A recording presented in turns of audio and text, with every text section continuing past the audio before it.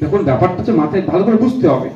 সরকার আজকে আছে, কালকে থাকবে না, কালকে আপনি সরকার হতে পারেন, কিন্তু বাংলা আপনার আমার তো। তো বাংলাকে যেভাবে ঋণের দায়ে জর্জরিত করছে, ক্ষতি আপনাকে আমাকে চলতে হবে।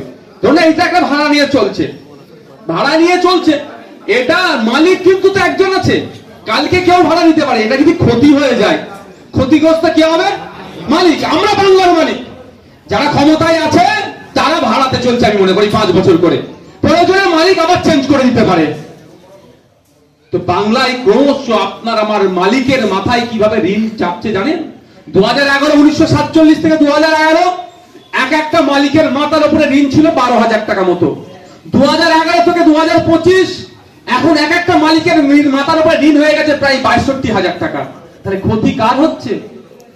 সে তো ছেড়ে চলে যাবে, সে তো লিজ, তার 5 বছরের লিজ দরকার। সে যদি তাকে আমি তাড়িয়ে দিই যে তোমার কাছে পছন্দ লাগে তুই চলে যাবে, আমি অন্য মালিক রাখবো, অন্য ভাড়াটিয়া রাখবো আমি, সে তো ছেড়ে চলে গেল। কিন্তু ক্ষতি করে গেল তো বিল্ডিং এর কে? বাংলার ক্ষতি করে গেল কি? এটা ভাবতে হবে আপনাকে, আমাকে ভাবাতে হবে মানুষকে, আর আপনি আমাকে যে মানুষকে বোঝাতে হবে।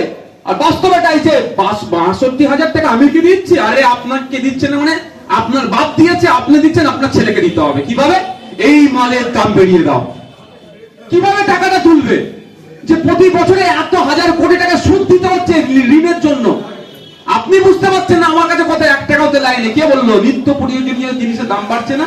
মোবাইলের রিচার্জ 999 টাকায় কি ছিল লাইফ টাইম, আর এখন 399 থেকে রিচার্জ প্যাক শুরু হচ্ছে। যত একটু আপনি পার ডে ডেটা নেবেন 599 পর্যন্ত হয়ে যাচ্ছে। তাহলে এই যে 1 মাসের ডেটা প্যাক যে রিচার্জ হচ্ছে, এত টাকাটা যাচ্ছে কোথায়? ওই আমার মাথায় ঋণ আছে, ওখান থেকে যে সুদ হচ্ছে মিলাচ্ছে।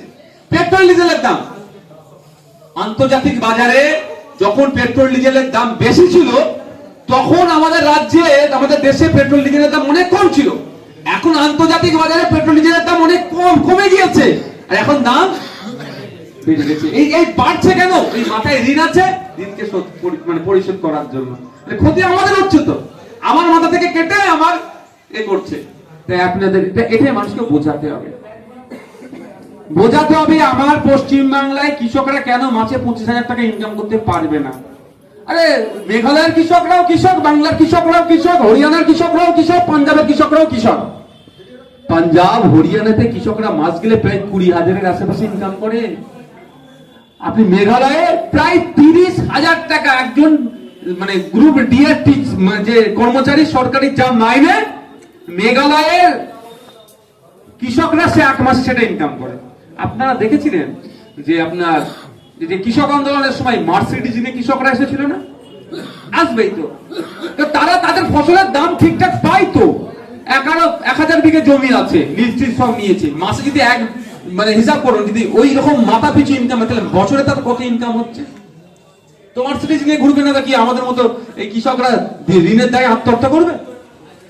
সেখানে সিস্টেম আছে, আর আমাদের এখানে তোলাবাজিতে শেষ করে দিচ্ছে।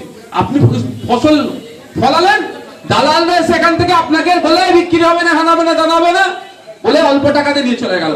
আর আপনি আপনার ছেলে আবার ওটা মার্কেটে কিনতে যাবেন, সেটার দাম 5 ডবল হয়ে যাবে আমাদের। আর আপনি দালালকে ছাড়াও বিক্রি করতে পারছেন না, কারণ আপনার এখানে উপযুক্ত সেই মালটা সংরক্ষণের জায়গা নেই।